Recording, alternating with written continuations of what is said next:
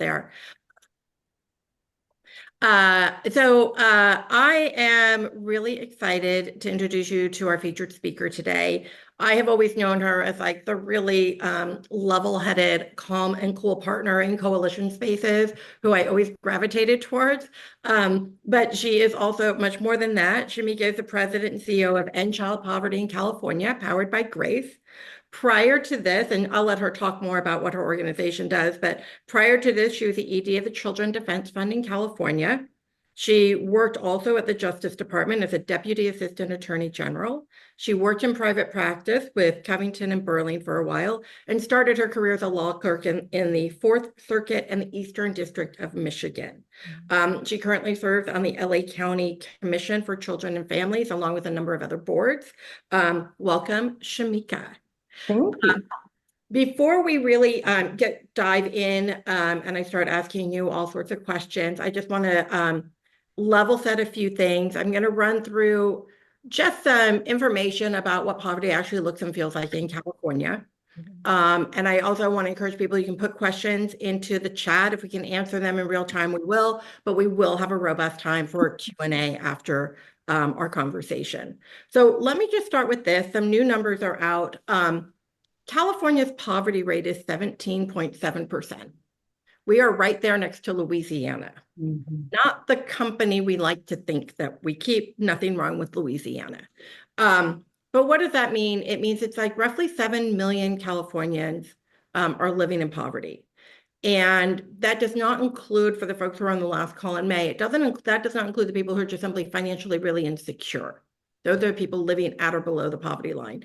And the United Ways of California puts out California's real cost measure. So it's about what it really means to be living in California.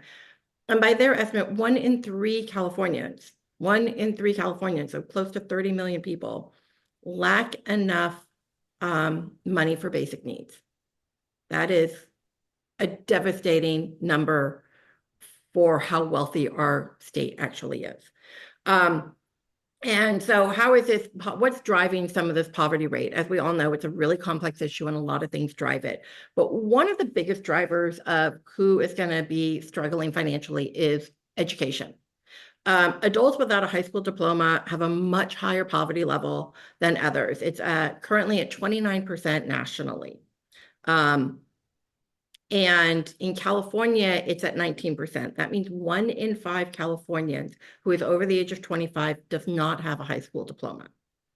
And let me put some, like, what does the high school attainment mean to money? So in California, the average cost of living is $65,000. So it's higher in LA and in Silicon Valley, it's lower in Kern, but overall it's $65,000. If you have less than a high school degree, the typical salary is around $31,000. If you have a high school degree, you go up to about $40,000. And if you have a bachelor's degree or higher, you're making closer to $78,000 or higher. So your high school levels are really driving where you're going to fall in the financial spectrum, along with a lot of other things that Shamika and I are going to dive into. And now we will dive into that with that sort of level setting of the gravity of the challenge that we actually face. So Shamika. Yes. Tell us a little bit about Grace and child poverty and what drew you to this work. Yeah.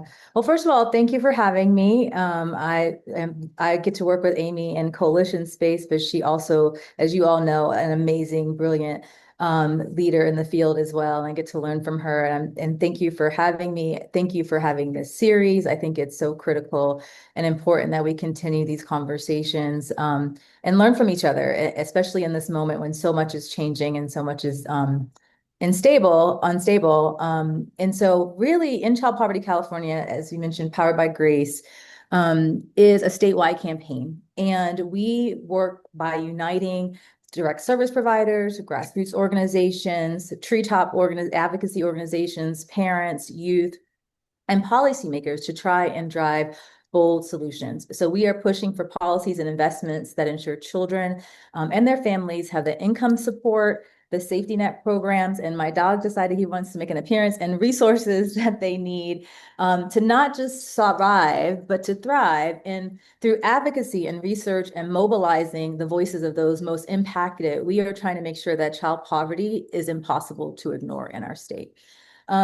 And that campaign itself has secured billions in state investments for families. We'll talk about this probably a little bit more, but Amy and I work on the earned income tax credit, the young child tax credit. We've been working to work on wealth building, early wealth building accounts like the HOPE accounts, which is the first in the country to provide trust accounts to children who lost a parent to COVID and children in long-term foster care, and really strengthening the safety net protections for our state through shifting public policy. And by doing that, we're really trying to build a future where every child has that security and that opportunity. All right, thank you. Let's dive in. Why is it so hard in California to make ends meet? Well, I think it's hard everywhere, frankly, at this moment, but particularly in California, we are sort of the model, I think, of where the intersection of the affordability crisis, the inequitable tax structures, and the long shadow of systemic racism are coming together. So whether you're thinking about housing, our childcare, our healthcare costs are far outpacing those wages that you just outlined of what people need to live here and what they're actually making at this point in time. And leaving our families stretched very, very thin, right? So it's not just, the car breakdown. It's like we're choosing between utilities and housing and, making really, really difficult choices on a daily basis. And our tax system, frankly, places a disproportionate burden on working families. And, they are, when wealth is actually going untaxed in our state, we talked about how wealthy we are, the fourth largest GDP. A lot of that is, the burden of that is on our families. I also think that, we can't ignore systemic racism. It has denied generations of Californians of color to access to stable housing, good jobs, that you're saying quality education, so that you're actually getting that college degree and moving into that different income level. And together, they're creating these gaps where you can't build wealth, that you can't actually, it's very difficult to get ahead because you're just trying to survive. Can you say a little bit more? You started off talking about how low-income folks are disproportionately bearing the tax burden. Yeah. Can you share a little bit more about what that means and what that looks like? Well, what it looks like, we often talk about how our state budget is a moral document. And when we talk about health and human services and programs, we're always talking about that on the expense side, right? And that is, families who are making less than $30,000 or even lower than that being able to be supported by programs. But those people are also being taxed, right? So they're paying into our tax system, our state income tax system, they're paying sales tax, all on that small amount of money. When we look at the other side of the budget, there are many, many tax breaks for folks who are making in the upper echelons of our society and corporations, who are getting actual refunds for paying into the tax system. And so I think we often forget about that because we're thinking about the social services versus the fact that, particularly when we talk about the earned income tax credit, many people are working. Many people in California are the working poor families. And so they are paying the same sales tax rate as the rest of us, 10% on the little bit of money that they're earning. And so they're bearing a disproportionate burden. Yeah, and one of the things that we've been noticing is that though to qualify for the California Earned Income Tax Credit, you are making under $32,000 a year. Mm. And we've had all these, great successes in raising the minimum wage for specific industries or specific job things. And now they are making too much money to qualify for the Earned Income Tax Credit, but it's not enough to actually make them whole or Right. feel financially secure. So we are creating these false tensions, and low-income folks are bearing the brunt of it. I've said this before, it's going to be a big theme of this entire series, is that it's very, very expensive to be poor in California. So tell us, so End Child Poverty Powered by Grace focuses on children. Yes. why do you focus specifically on children? And is there a relationship? I've talked about the relationship between poverty and education, and I know you know that space a lot better than I do. Yeah. Well, I mean, I think for us, and this goes back to sort of just my personal. I don't think I talked actually shared with you what brought me to this work, but I've worked at the Children's Defense Fund, and came to Grace specifically focused on children because we know children are often left out of these policy conversations, right? They don't vote, they're not a political bloc, and they carry the consequences of the adult policy decisions, quite frankly. And so for us, it's really critical because there was a time when we talked about healthcare and we didn't talk about children's health, or we talked about income and housing stability, and we didn't talk about families with young children. And so thankfully, we're not in that place. But for the longest time, they were left out of the conversation and sort of were afterthought policies were created. And then it's like, oh, well, that has an unintended consequence. How do we go and fix that? So that's part of the reason, but we also think about the fact that children don't come in pieces, as my former mentor, Marian Wright Edelman, would say, in that they live in families, they live in communities, they live in our state. And so we often also think about the whole family and the community. And so some of the work that we do is really around place-based anti-poverty solution strategies. So thinking about where in neighborhoods are they investing in schools, collaborating, whether it's the Federal Promise Neighborhood model or other models that are providing direct services, but also working to help empower families to advocate for themselves and to change sort of the systems around them.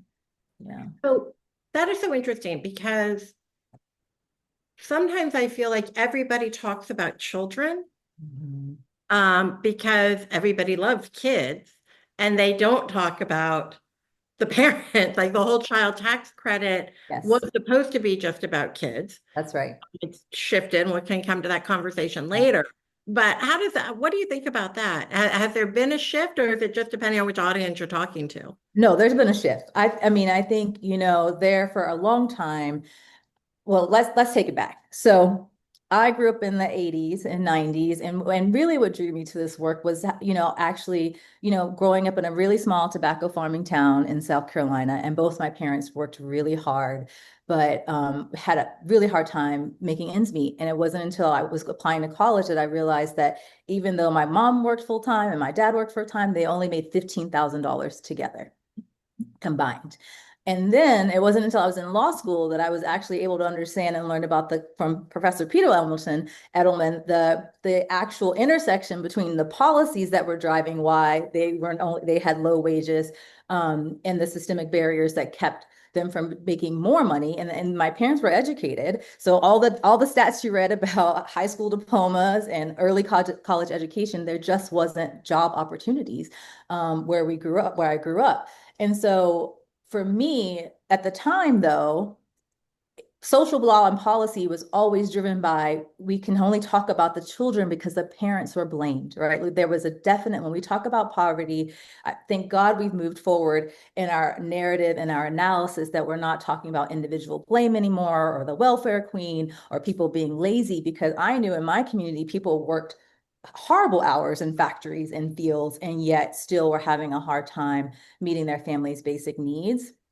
And so, but politically, it was always safe to talk about children. You don't blame the children. The children they're innocent. They're in the families that they're born into and the poor decisions that their families are making. You should still support children in their policy. And so there has been thankfully a shift in that, and that we're talking about, that we're unpacking those myths, that we're breaking down those stereotypes, that we're pushing back against those false narratives and really talking about the family as a whole, and that there has to be whole family solutions, and that we're not just talking about, the children. I mean, I remember having a fierce debate with someone about food access and SNAP for children, and taking mothers off the payment or off the allocation if they didn't meet certain requirements. And I said, so a mother is supposed to take care of children at home and not eat. That's what you're saying, because for some reason that is acceptable versus making sure that everyone is able to be healthy and whole in the household. So, yeah. Yeah, I mean, I think you speak really powerfully to one of the biggest challenges, and we'll come to solutions later, but Mm. one of the biggest challenges that I found in dealing with the issue of poverty are those like narratives about who and why and paternalism and trying to, direct people on what to do and how to do it because somebody else somehow knows better. I think Yeah. that's a really harmful situation we're in, but we're in it. So let me ask you this other question, which is there are so many organizations that are working Yeah. to end poverty, to alleviate the pain of poverty, to work at a systemic level or at a symptomatic level. Mhm. Why, in your opinion, are we not making better progress? These are all really smart, mostly well-resourced organizations, and things are not getting better. Yeah. Well, first, I'm going to actually challenge the idea that we aren't making progress, that we have made progress. And I think we know what works. We haven't talked a little bit about this, but the power of the enhanced child tax credit for once showed people, not just in the policy world, but everyday folks, how powerful solutions can be and how quickly we can change the course of the direction we're moving in poverty by just cutting child poverty in half in 1 year, right? And it's something we've been talking about and pushing for decades. And people being able to see it. And then I think, even in California, we had the End Child Poverty Plan, which the goal was to reduce child poverty by 50% by 2030 and to end deep child poverty as soon as possible. And in the last 7 years, we've directed more than $20 billion annually toward children and families and strengthening the safety net. And so that is happening in real ways. And the problem isn't that we don't know what's working, is that we don't sustain that work. So we flip flop back and forth, and policies like HR1 are eroding the social safety net and creating further instability from families. And so when you know what is working, but then you pull the rug out from under children and families, we don't get that consistency. The very people who need it are losing it. And the systems that are designed to bring, privilege some and not others just continue to work in the ways that exploit those things. So I think there is progress is possible. We've seen it. The real question is oftentimes, do we have the political will to keep it going? And, frankly, the goal is to work ourselves out of a job. I don't want to be here. I don't, I used to get really frustrated. I had another mentor who would say the struggle continues. I'm like, I don't want to struggle. I want to not be doing this work. I want children and families to have what they need. And that is possible. We've seen it. So we just have to continue to push for it. Like I say, your answer has so much, and I want to unpack some of it. Okay. So you start talking about what works, right? About the child tax credit, that here in California, we were able to put $20 billion towards children. Can you tell me a little bit more, explain for everybody, like what is deep poverty? What did that 20 billion go to do? And Mhm. did we in California sustain it or pull it? Like what were the outcomes of that? So deep poverty is basically when a family of four is living off of less than $32 a day. So it's really the bare basics of poverty. And California, when we had the task force in 2017, 2018 to look at it, we had almost 500,000 children living in deep poverty, which is just abhorrent. And the goal of that task force was to create a plan, the data-driven plan with staff precision on poverty and inequality, that if we did certain things, and there was 30 recommendations, that we would get rid of in deep child poverty and we would move the needle on child poverty. And thankfully, legislators, policymakers, the governor himself took up the mantle and moved that plan forward over the last several years. And so what we've seen is deep poverty did reduced, and thankfully in those numbers that you just gave earlier on from PPIC update, in the last 2 years, even though we've seen budget declines and across the state, that the deep child poverty rate has held steady at just 4%, which is really good. That means we're like not slow, sliding way back. And then what it's looked like in those 20 plus billion every year is that we are continuing to invest in the EITC. That's not a given. The state doesn't have to put that money in every year, as you well know. And so we're continuing to get that we're continuing to push for early childhood investments. Those are moving forward, housing, healthcare, all across the board. Those things are still, not where we want them to be, obviously, and that's our job as advocates to push for them. But we've been holding steady on many of those programs. Okay, so let me also, I will challenge you on something, and this is one of my concerns about some of the policies we pursue. You talked about how the enhanced child tax credit ended poverty. We eliminated half of it. Here's my question is like, did we really? And what I mean by that is our measure of poverty is so low that when we say we raised children out of poverty, we didn't raise them into financial security. They're not thriving in the middle class right now. No. It's still a real struggle. What are your thoughts on that? Like, how do we address that? Yeah, absolutely. I mean, I think that's a reality. That's not a challenge, Amy. I mean, I think the bar is very low. And so, we're trying to provide families with access to cash and resources so that they can have the basic level of needs met so that they can survive. We want people to be thrive. Like our North Star is that they're thriving, that they are financially and economically secure so they can take care of themselves, their children, and dream and make things possible for themselves, right, in their communities. And so by no means the work was not done. I think the main thing was being able to show that these solutions, like that, it's not inevitable, because we've put that in people's mind over and over. And there's always the haves and the have-nots. There will be people who will be destitute and others who won't. And like that's an acceptable policy in America. And I think what the child tax credit demonstrated in that very special time of COVID, where people saw in real time, they could not ignore that people were losing their jobs, that they didn't have food, that they were losing their housing, they couldn't keep their lights on, because some of them new people were experiencing that for themselves, right? That this relief of cash every month changed people's lives. And we've been saying that forever, but I think being able to show and demonstrate the impact that it can have shows that these are just policy choices, and they're not the inevitability. They're not the individual choices. They are our choices about who we value and what we find important. Yeah, and to the point that you said earlier, right? Budgets are value statements. Mhm. Gloria Steinem said you check your checkbook and then you'll see your values, and it's true in state budgets as well. So let Mhm. me ask you this question about the ping ponging. Does it ping pong like funded and not funded at the federal level, do you think, because it's like Republican, Democrat? Is it is there some other trend happening? Like what is happening that is causing things to be funded and unfunded? Well, I think that's a tough question. Currently, um, the political ping pong is real. I think we are also dealing in times where we are looking at societal shifts, right? In terms of what HR1 does. It takes billions and billions of dollars, trillions of dollars, frankly, and gives them to people who are already ultra wealthy, right? And so, all under the auspices of efficiency, or waste and fraud and abuse and all these other things, that we know are inherently just wrong, right? And so that is part of the challenge. But even before that, right, we've talked about.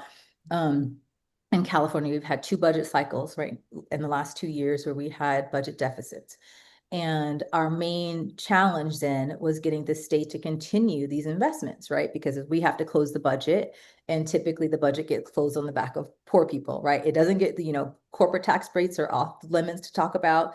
Changing any other kind of tax code for folks is off limits.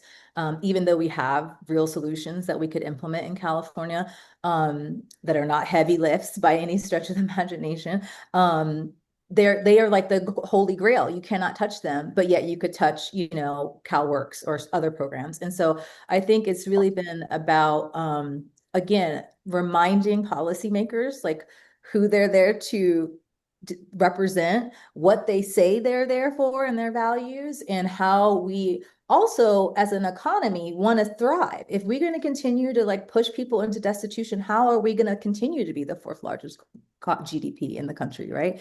If people don't have food to eat and they are unhoused and can't go to work and all of those other things. So, there's no pithy answer to that question, but I do think it's very it's right now we're in a place where we're really having to go back to the basics of what it means to have a social contract with each other and as a society.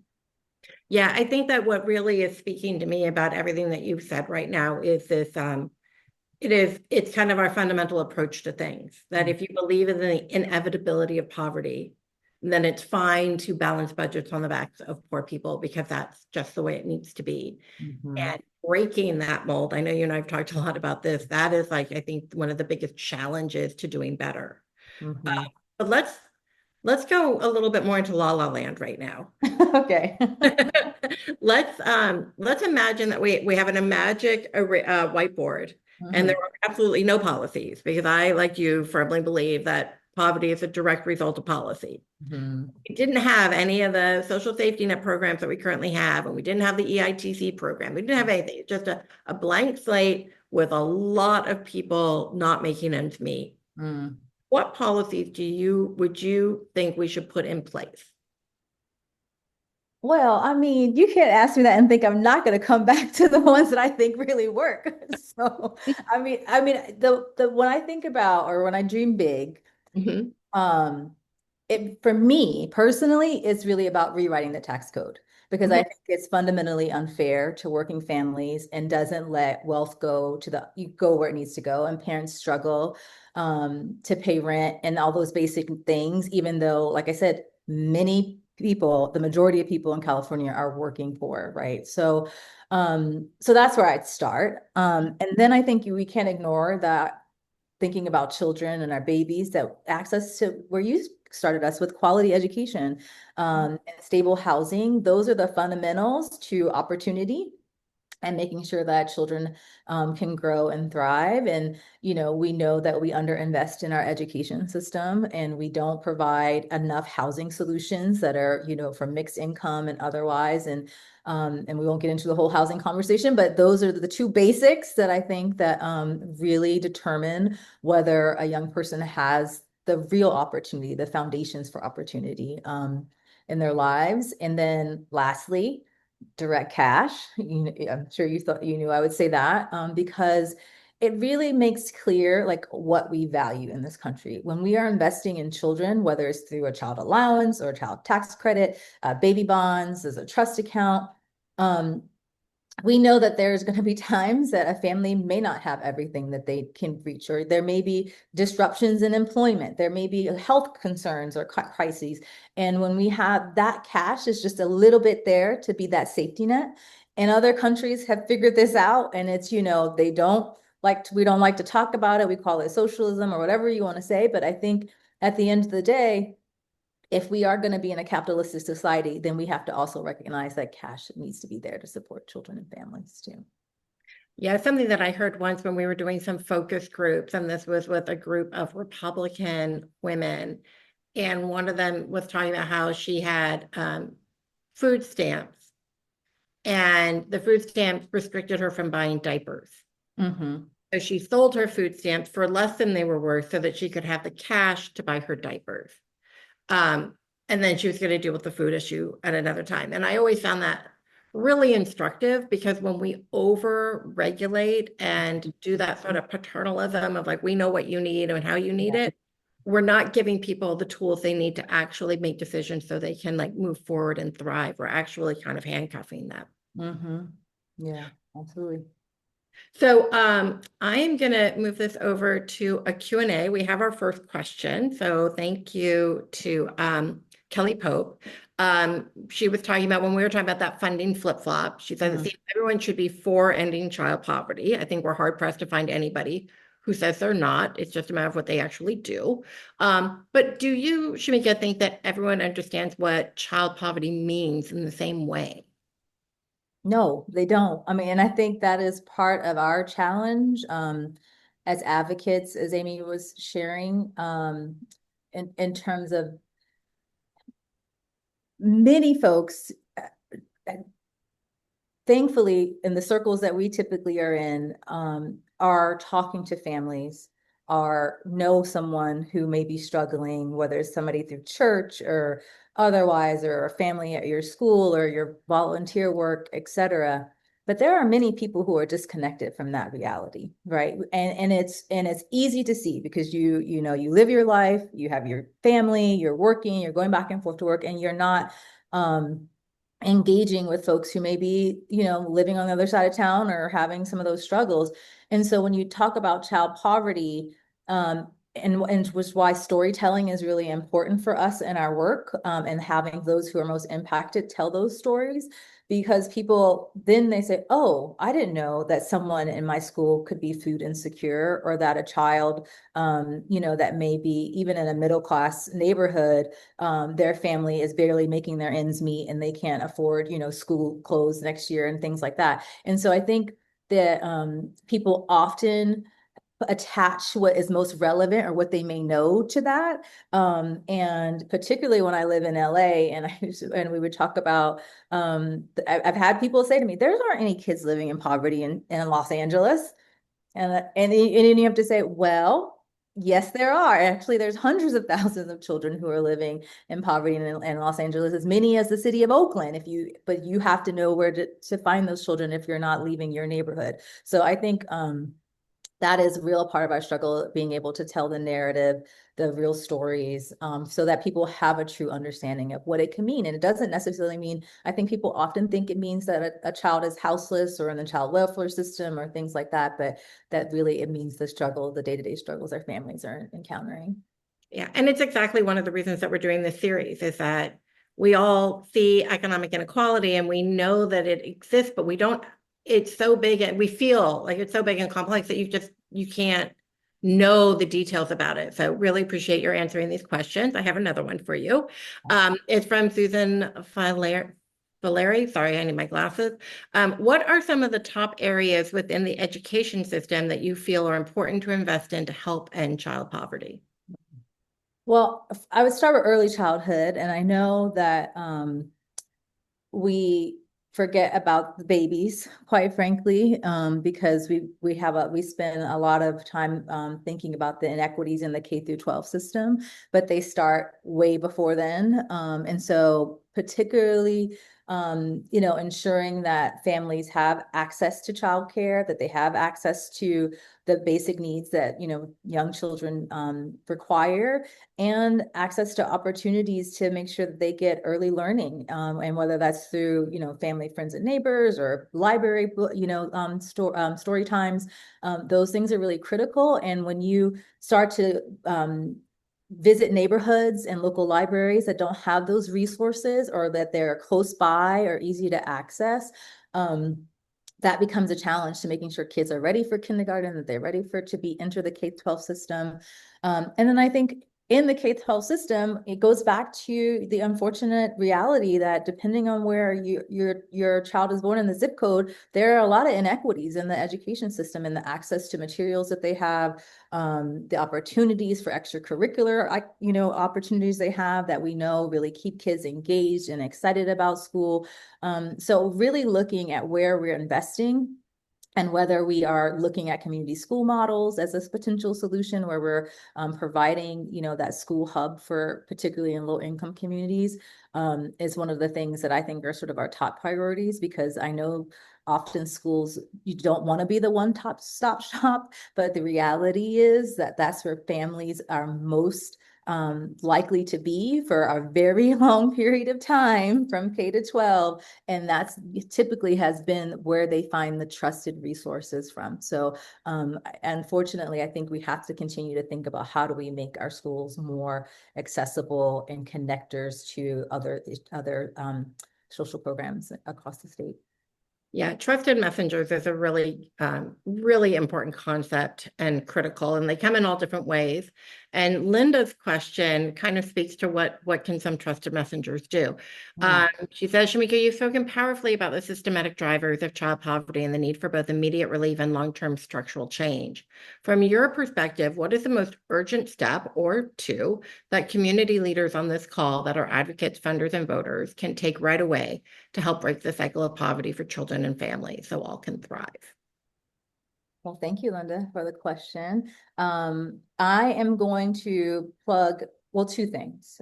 One is a very actionable thing, and that is a call to action around the Center on Budget and Policy Priorities and the Food Research Action Center, FRAC, are working together right now to build support for to push back on the damaging cuts to SNAP. We didn't talk a lot about that today, but the HR1 cuts to the food stamp program are going to have a huge impact in California. We have 5.5 million people relying on CalFresh. And so there is a bill that they are pushing forward with Senator Lujan and others called the Restoring the Food Security for American Families and Farmers Act of 2025.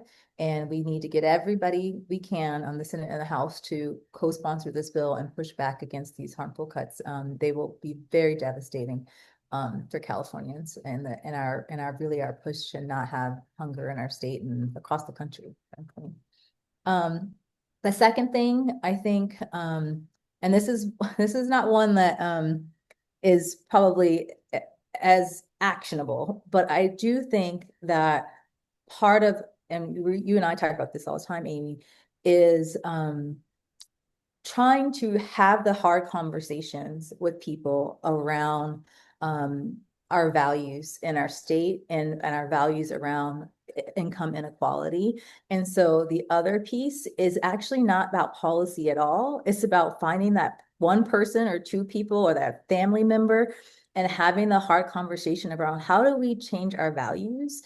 In particular, we think about how and many of you may know the Maasai people in Kenya always greet each other by asking, how are the children, right? And that's a real value statement for society to think about. Our goal as a society is to protect and raise healthy children. And what does it require to do that? And so a just society for us means that we're summing it up with the one answer that they say, all the children are well. We need all our children to be well, not just my children or your children, but all the children. And we do that by investing in them. And we have to begin to really change that narrative. And I know many of us are probably on this call are like, well, most of the people I know agree with that statement, but there's somebody you can find that may challenge you on that. Or how do you get to all the children being well? And I think we have to start having those hard conversations. Yeah, I would even go so far as to say people, I mean, this has been my experience, is people can say something, but doing something is the next step to the talking. So if you do agree and you are feeling on board with all this, sign up, support. We'll send out the link to where you can support the bill that Shamika mentioned, but move into the action. And maybe challenge the folks and say, well, if this is something you believe in, what are you doing? What are you doing about it? Because I think that is where we tend to step back. We have a few more questions and a few more minutes. So I'm going to ask you this. What about the guaranteed income program? Is there any progress beyond pilots in California? Well, we're pushing for progress beyond pilots. So we have, the state-run pilots, I think they have another year before their evaluation time is up. And the goal has been to have the state really look at how they can continue to invest in guaranteed income and not just the pilot program. So this year and last year, there was a bill to have a study to bring people together to study how do we move from pilots to policy. And so it hasn't moved forward yet, but we'll continue to push forward. But I think we want, again, another area where there's real work happening, there's real results that are showing that it's a policy solution that works. And it's about moving the political will to continue to move it forward. Great. And I will say this is that across the country, there are over 500 pilot projects right now. Yeah. And the pilot project idea has taken off. And to Shamika's point, we got to stop just doing pilots. We now need to move into the large scale models. So we have another question, and I don't know if you'll know the answer to this because I know I don't. So Clara Rose, curious about the deep poverty number, less than $32 a day. How is that number computed and how often is that number revised and whether it might be artificially low? Well, it's revised every year. So it's through it's also connected to the Supplemental Poverty Measure and the American Community Survey. So, you know, it has stayed that way for a couple of years now. So it probably is artificially low, but but it's also based on the very low rate already for the poverty rate. But yeah, but we can send it around if you'd like to see that too. That would be great. All right. And then Wynn Dubovoy, who is a reproductive freedom champion, asked, we finally have free menstrual products in public Yay. restrooms. How Mhm. about free diapers? We've been working on free diapers. So there is actually a diaper coalition. So that pushes every year. I think last year they were pushing to be able to pay for diapers through Medicaid, actually. As a resource that made it pretty far, but didn't make it all the way through. But there's continues to be support for finding free diapers. We know it's really critical back to how costly it is to have, young children, babies. Yeah, the cost of having a kid, when I looked this up a few years ago, so I'm sure it's higher, was $13,000 to $18,000 a year. And then to be considered living at the poverty line as an individual, or even as just two people, I think it's like $27,000 for two people. So if you Yeah. have one of those two people as a kid, Mhm. it's just the math doesn't add up. And I No. always scratch my head because I'm like, I would like to think that basic math is something Congress knows how to do, but I'm usually reminded that we need to really invest in math homework and the math program because it's not adding up and we're not addressing it. All right, our last question. San Mm. Jose has the highest unhoused of age 18 to 34-year-olds and majority aged out of foster care. She's Mm. curious about thoughts on foster care system change policy at intersections of foster care and child TAY poverty. So transition age youth poverty. Thank Yes. you. And thank you. Is it Mika? Mika? For asking the question. And frankly, San Jose is one of the few places that has done a lot in terms of I think they were the first one with the guaranteed income pilot for foster youth. And at the state level, one of the things that we continue, it's a key part of our portfolio at End Child Poverty too, because we know how critical it is to make sure, children have access to supports as they're transitioning out of the system. And we know how high that rate is across the state for young people falling into houselessness and otherwise. And so for me, this is why the HOPE accounts was so critical.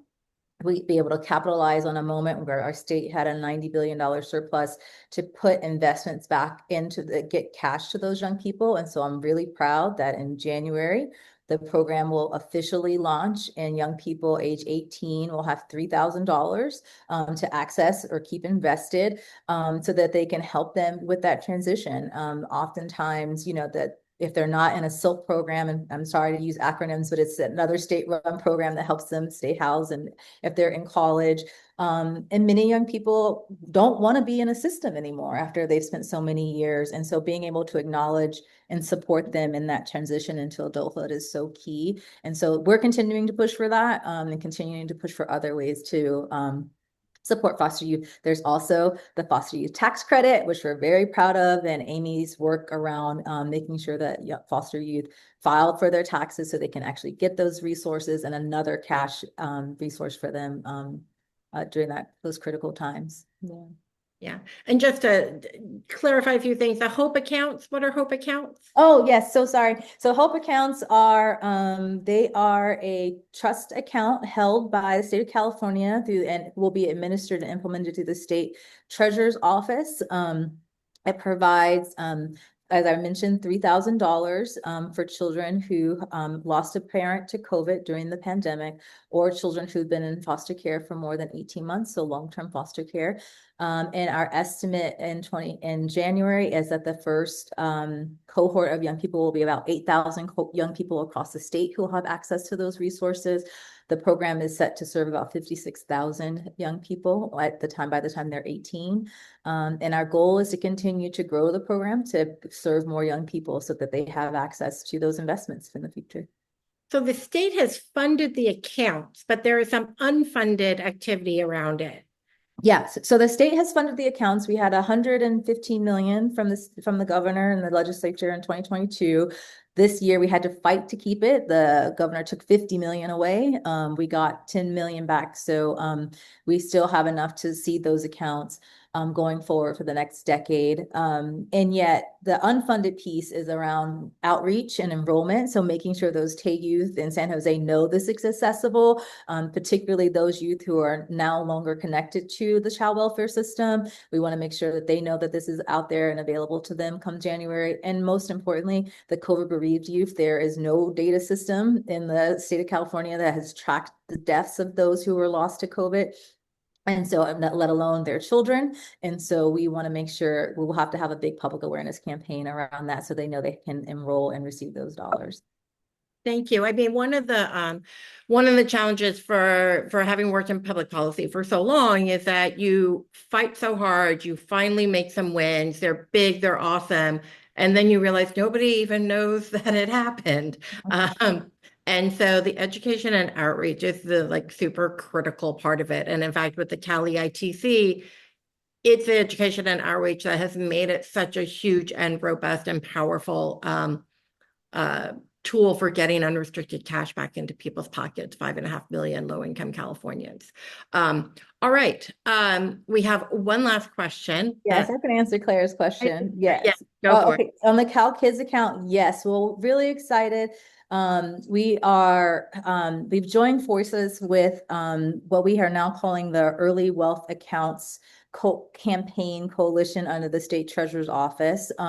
So we are trying to bring together the Cal Kids accounts, the local CSAs, and HOPE accounts, so that children know that they have access to all of those early wealth building accounts, because often, as you know, Cal Kids rolled out for the state and there was still outreach and enrollment gaps for them in getting kids enrolled, and now especially for the babies to be enrolled in the program. And so we have joined forces together and working on outreach. We are actually, I can make a small plug and we can send this around, having a briefing next on October 13th on what the needs are for those programs to be successful at the San Francisco Foundation. So we can share more if you're interested in that. But the goal is to, California has been a leader. I mean, we talked about progress. This is a real progress in leading the country and thinking about how to invest in children, education, otherwise, and making sure that it's implemented well, as you said, Amy, so that kids know they actually have access to these resources. Yeah. Fabulous. Thank you so much, Shamika. I really appreciate your taking time out of your busy and probably very beautiful day and talking with us about these. I mean, I know you and I talk about them all the time and think about them all the time, but really appreciate you sharing your experience and insights with SV2. Oh, thank you. And also going to pass it back to Linda and just also add my thanks to everybody for joining us today. I know everybody has choices about how you spend your time, and there's a lot of demands on those time. And I really, really deeply appreciate your taking the time to join us. Linda's going to talk more, but, really excited about the rest of this series. We're going to be covering a lot of the topics that Shamika talked about around housing and women and seniors and all the issues that compound here. But back to you, Linda. Thank you. Thank you, Amy. Thank you, Shamika, again for leaning into this urgent and complex issues. I feel like I've learned a lot. It's been a really thoughtful and powerful conversation. I love the questions from the group and the chat as well. And what we've heard today really reminds us that poverty in America is not simply about individual choices, but that there are real systems, policies, and long-standing inequities that make it incredibly difficult for so many of our families to get by, let alone get ahead and thrive, right? So it also reminds us that progress, though, is possible when we do come together with urgency, with creativity, and the belief that every person deserves a chance to thrive, so that we should sustain what works, right? Great to hear that things that have been working and the need to sustain those and not have those taken from us. So today's event, as Amy said, is part of our ongoing series on Poverty in America Today, that again, we launched back in May. And over the months ahead, we'll continue to dig deeper into the realities of poverty and financial insecurity, again, both here locally in California and across the country, so that we can learn, act, and drive change together. So we invite all of you to stay engaged, to bring a friend next time if you'd like. to share what you've learned, to have those difficult conversations, as Shamika said, with others in our community, and to continue exploring how each of us can contribute to building a more equitable future. So, our next gathering, to give you a heads up, is going to be on Thursday, October 23rd, on Zoom again at 1 p.m. again. And that's where we'll engage in a deep exploration of the Latino experience and poverty. And our special guest that day will be Max Vargas, who's the president and CEO of the Green Lining Institute. So hope that you can join us then as well. And on behalf of the entire SB2 team, thank you again for joining us. And a very special thank you again to Amy and Shamika. I saw some reactions there from everybody on the call. Your leadership, your insights are so appreciated, especially during this time. Thank you, everybody.